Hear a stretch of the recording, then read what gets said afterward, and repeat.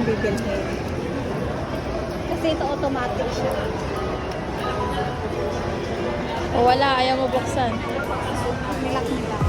Kasi daw. Kasi hindi pa naman daw.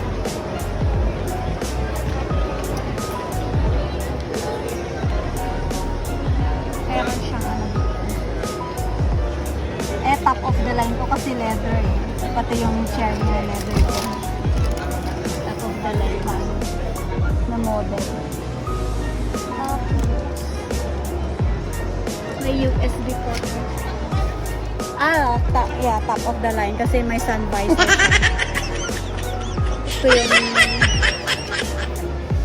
Ito yung pamatay niya dyan, sun visor. Ang bango talaga pag meron. Oh. Maganda yung panel niya ng kanyang door. Top of the line na Yaris Cross. Pwede na siya. Ganito, Yaris Cross o kaya yung ito yung shala na pang-adjust. Kasi pag ginyan mo siya, ako siya. Kuha ko. Sa'yo.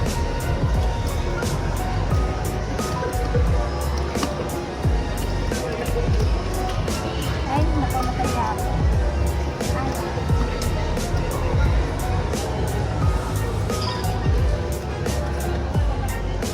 Lalak na daw, lalak na daw.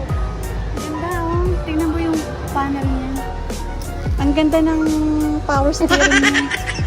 Tsaka ito yung automatic. Tapos may USB, AC. Oh. Ito yung mirror. Ay, nag-slide ang taray. Hello. Meron ba kayo ng price list nito, kuya? Ay, sige ma'am. Ma'am, okay lang ako na mag-assist sa inyo. Ay, Ay, nakausap na po ba? Wala pa. wala pa naman. Priceless ma'am. Oo. Pero gusto ko lang malaman yung price.